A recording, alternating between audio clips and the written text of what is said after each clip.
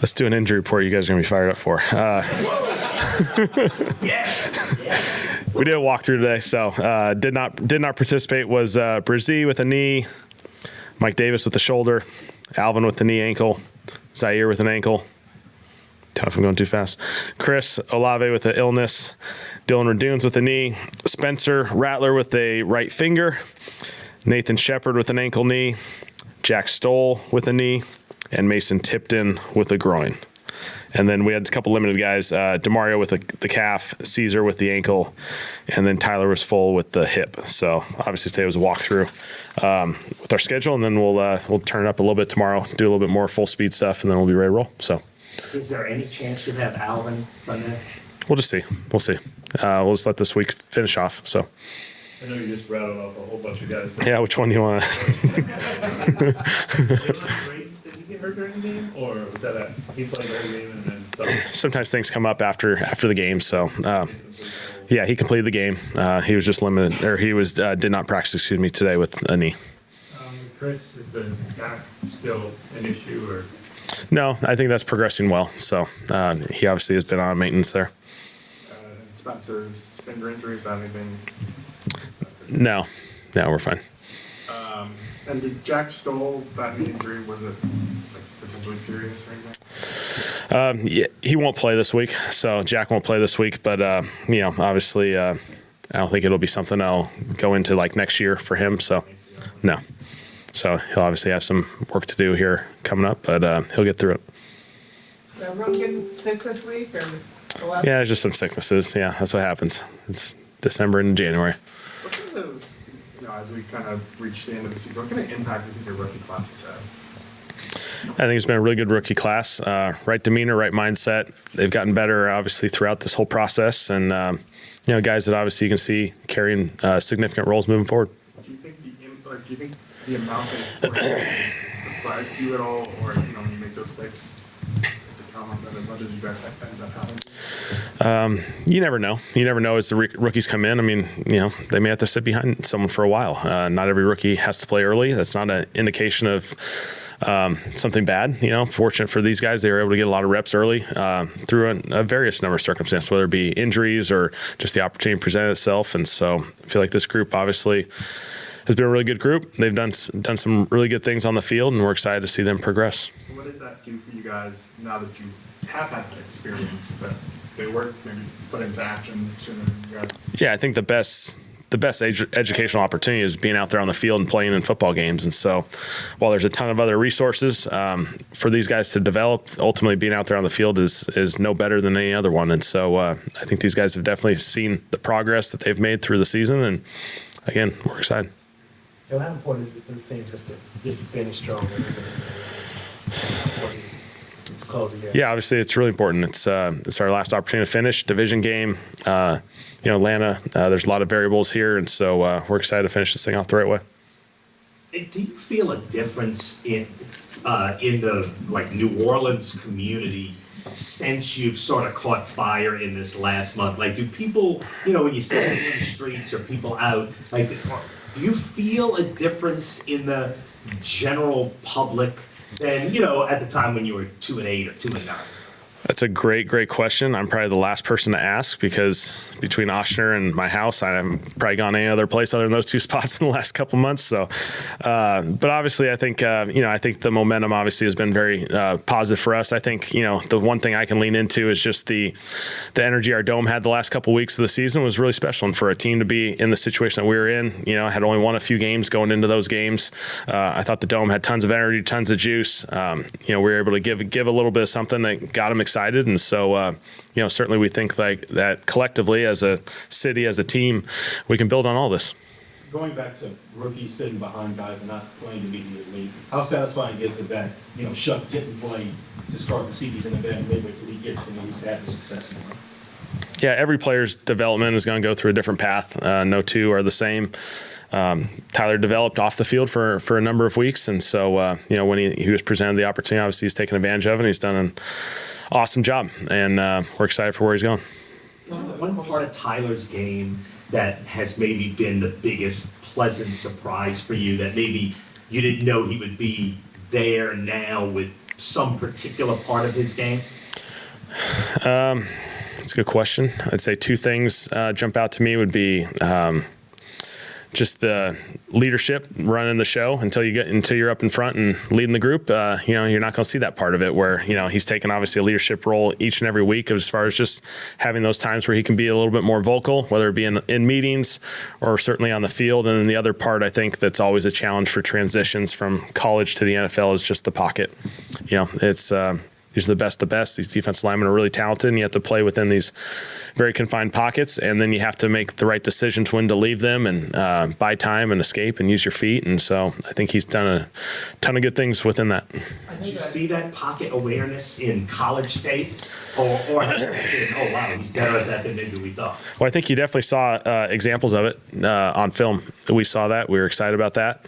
I think it was still an area that he wanted to grow in, just the feet, the timing, getting your feet set, stay within the pocket and anticipating things from that standpoint. And so it was definitely, while we recognized it, it was also a growth opportunity for him. Both the pocket presence and the leadership, how much of that comes from his elongated college career? I think there's a lot of benefits to his college career. He's played in a few different systems. He's been exposed to a lot of football. He's interacted with a lot of different players from a lot of different parts of the country, just, playing in really, essentially 3 time zones. And so, there's a lot of positives with that. We saw all that as an advantage for him.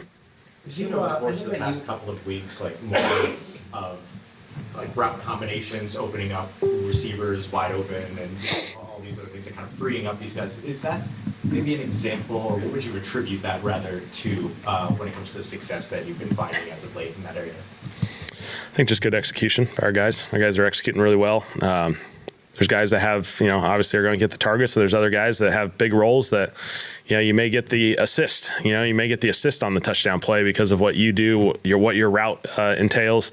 And so I think our guys have just done a really good job of executing collectively, and it's opened up certainly some guys for some big plays. I know that you all, when you made the decision, we all cast about it during the summer and training camp and the preseason. You said it was close and it took a long time to make the decision. Does any small part of you look back and think, what if we would have started him earlier in the season? We could have been on potentially in a division championship situation, or is it, more for the future of we did it the right way and the best is still yet? Yeah, I think the timing was right. I think coming out of training camp, Spencer earned the right to be the starting quarterback here. And so, I think still going back to the beginning of the season, I thought Spence did a lot of good things. I thought he put a lot of good film out there. He played in some challenging situations against some of the best teams in this league, ultimately, as you look at the standings. And I thought there's a lot of positives there. Obviously, the timing of it, I felt like the transition was right for us as a team. And, more importantly, I thought Tyler had progressed to the point where I felt comfortable with him going out there and playing really good football. What do you think, is being able to watch Chris all year, what are some of the details that he does in his route running that makes him stand out, makes him play any better? Yeah, I think, Chris's route detail, I think, is really important. And I think it shows, how important that is, and the credit to him and having a plan. I think his release plans are always really well calculated.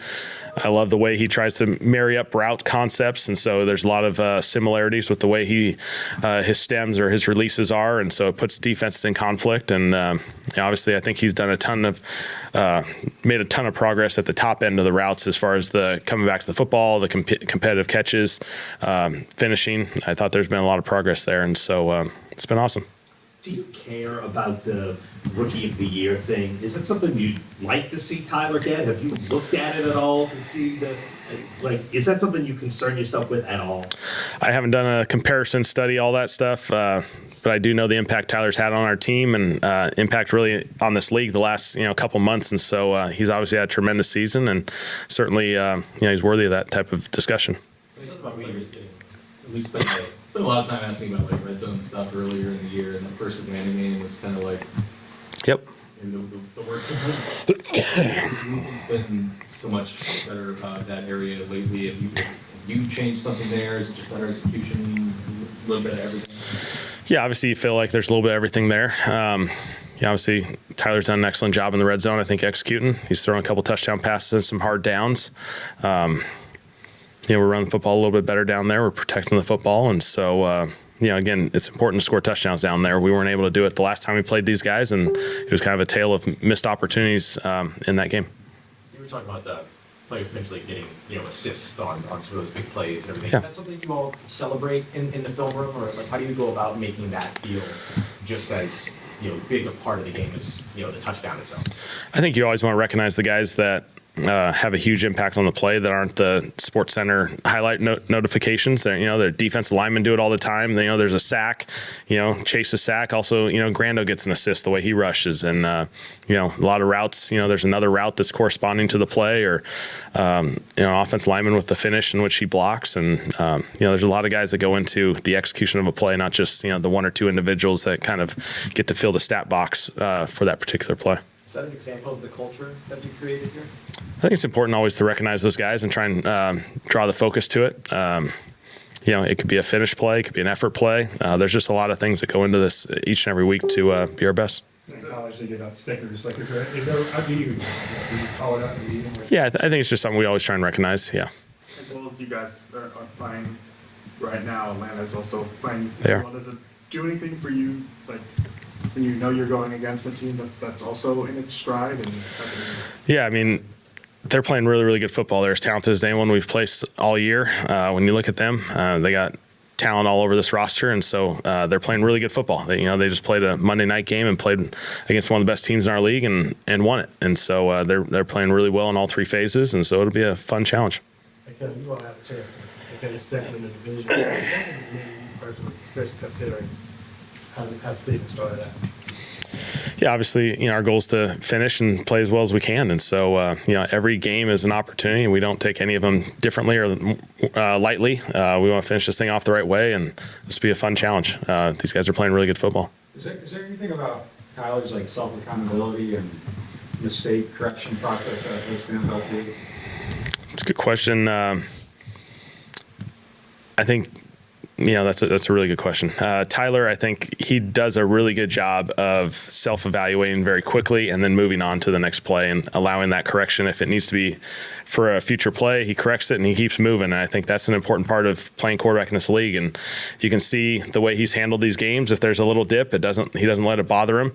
He identifies it and he moves on and he stays level-headed. And I think that definitely increases the optimism, the positivity on the sideline. What makes Bijan Robinson so difficult?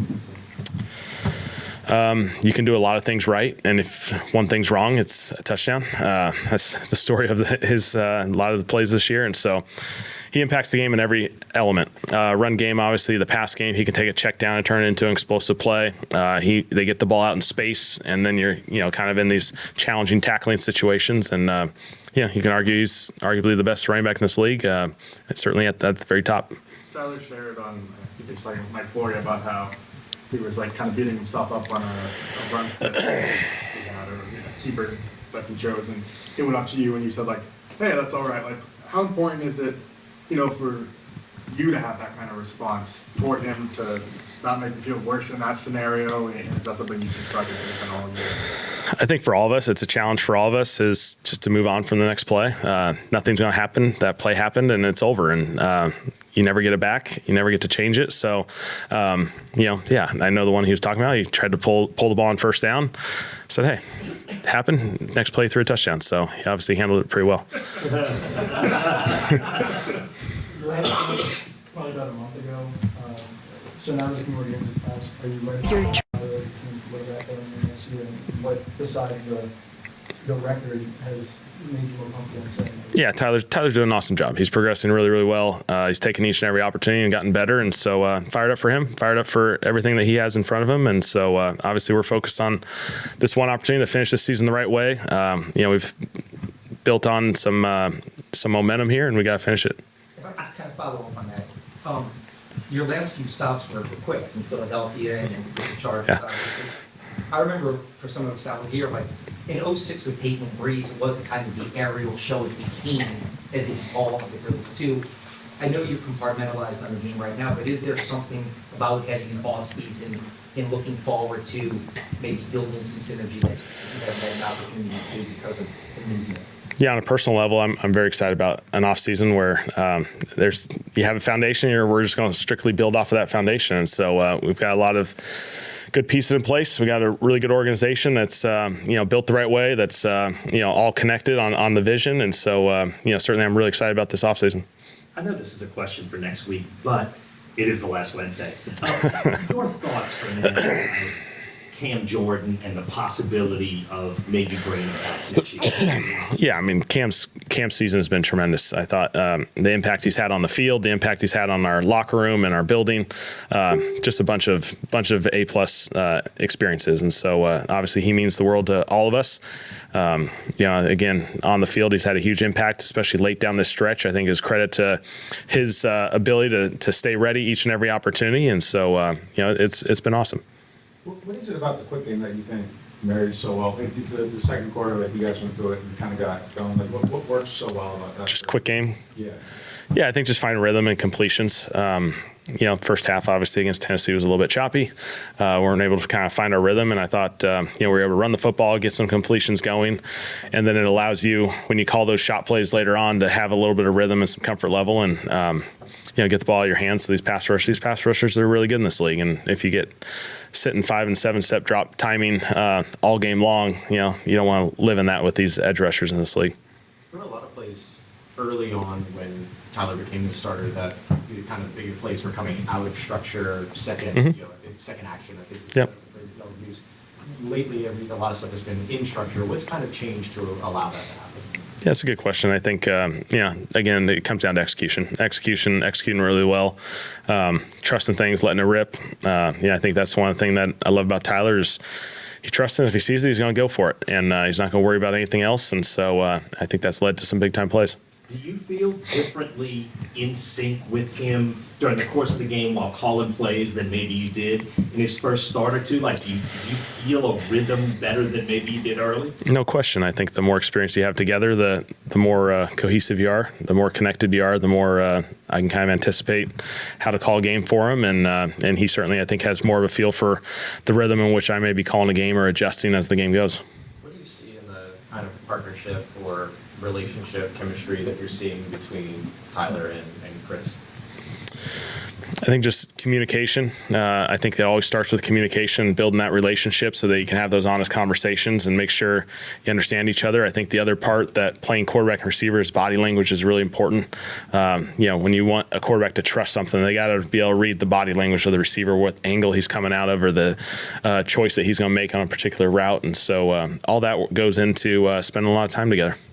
Is it unique that they've been able to develop that as they have? I think they're just two A-plus people, A-plus guys, off the field, on the field. They work really hard at this thing, and so when you get two people like that, they're probably going to figure it out pretty quickly.